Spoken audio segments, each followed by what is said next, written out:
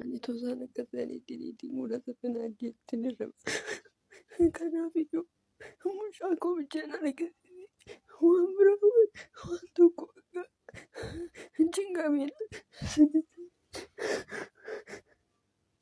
Ani baay'ee tokko natti ulfaateera.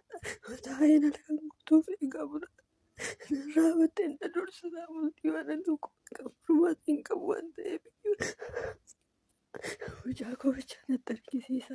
Inni kanaafuu yooma miti yoo sagalee isaas ta'e naa qabi sagalee isa dhaggeeffaa galgala. Naaf akka kana duwwaasi. Viidiyoo kana ilaaleen qalbiin koo na cabe. Akkuma argaa jirtanii madaamin ajjeesuu heddii jettee abbaa manaa isheetti ilmoo qabdi. Ilmoo kee sagalee na dhageessisi. Kuuwwan akka fedhellee haa ta'u ilmoo kee sagalee arguun barbaada, dhaga'uun barbaada yookiin ijaan arguun barbaada. Madaamin koo na ajjeesuu heddii. Mi'addoo cimaa keessan jira jettee boochi. Abbaa manaatti haasa'aa jirti. Riikaardii gooteefi hedduu lapheen na cabe dhugaa waaqa obboloota koo viidiyoo kana ilaalee jechuudha. Lapheen na cabe. Ay jireenya biyya ormaa waan ishiin nun gooran jirtu haadhaaf ilmoo walirraa baaste boochisti. Dhugaa waaqayyoo lapheen na cabe. Wayyoo haadhoo koo waaqayyoo si fayyisaa ta'u. Ashamaa akkam jirtu hordoftoota kabajamtoota chaanaala kootii kan biyya keessaa kan biyya alaa bakka jirtanitti nageenyi waaqayyoo isin haa baay'atu akkam jirtu. Nagaa keessanii ani nagaa kootii galata waaqayyoo. Asiis bakka nagaa taatan. Egaa warroonni chaanaala kee haaraa taatan immoo sabiskiraaybii gochuun maamila keenya ta'a isin jedha. Akkuma argaa jirtan akkuma dhagaa jirtanii obboleettiin keenya tokko akkuma siinan dalagadhettee biyya ormaa dhuftee biyya ormaa kana keessatti immoo keessattuu Saawud Arabiyaadha. Miceeyoon kun kan jirtu jechuudha. Maal jechaa jirti? Madaamii isheettuu sinajjeesa itti doorsisaa jirti jechuudha miceeyoo kana. Miceeyoon kunis maal jettee abbaa manaatti dhugaa waaqayyoo imimmaan maqabachuuf himuutti dadhabee dhugaa waaqa jechuudha. Boo'etan inni ganaa riikaardii gochaa jechuudha. Inna maaliif miceeyoon kuni maal jettee ani yaaddoo cimaa keessan jira najjeesa taatii. Kanaaf waan biraa hundumtuu yaafu maatiin kunis yaafu dhala qabdi ilmoo qabdi miceeyoon kun. Ilmoo kiyya abbaa manaa qabdi. Abbaa manaatiin maal jettee riikaardii gootiif adaraa ilmoo makiyya ijaan na agarsiisi. Adaraa yookiin yoo ijaaleen agarsiiste riikaardii na qabsi sagalee isaa dhagayetan du'aa. Silaa du'uun kiyya dhooruu jette. Hedduu nama gaddisiisa. Waaqayyoo harka diinaa keessaa obboleetti kosii haa baasu. Nyaadhaan nama nyaatti biyya ormaa keessatti jechuudha. Ani maaliif ilmi namaallee akkaatti garaa kan walitti jabaatu hin beeku.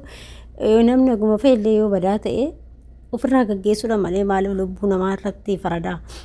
Lubbuu namaa kan nu uume waaqayyoodha. Garuu ilmi namaa baasuudhaaf waa hedduu canqamaa ture jechuudha.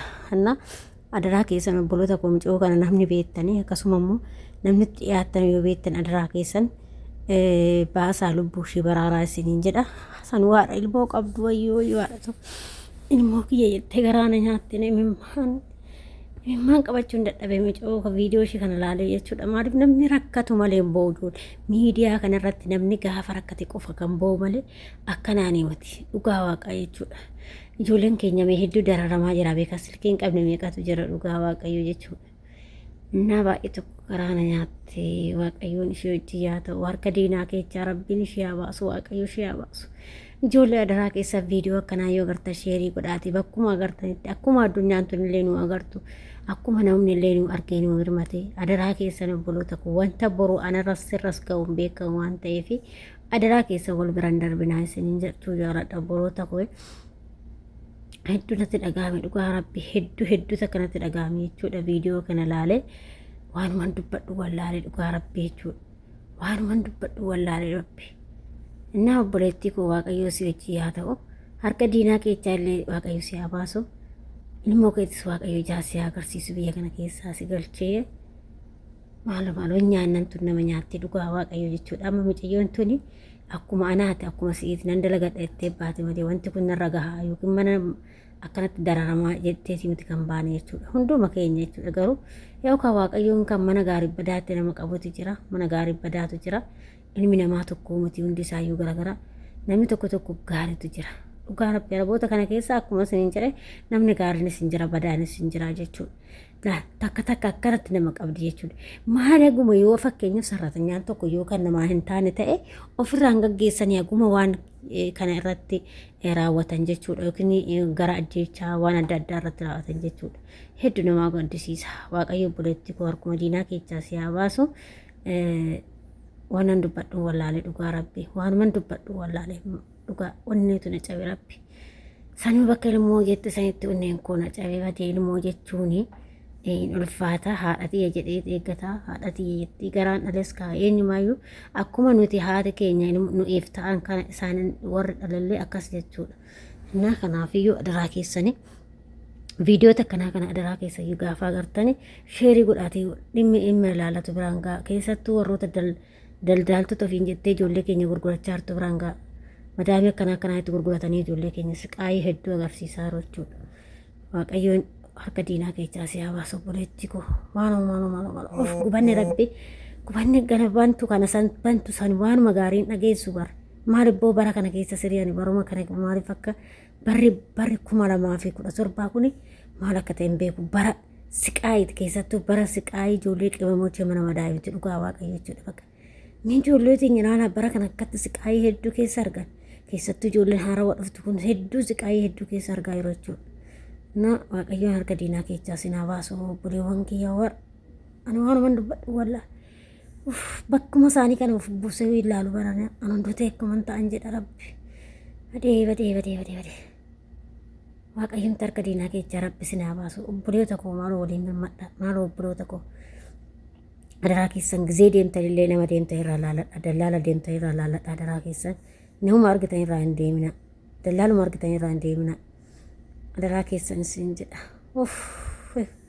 Gubanne dhugaa waaqa waan jennu wallaalle.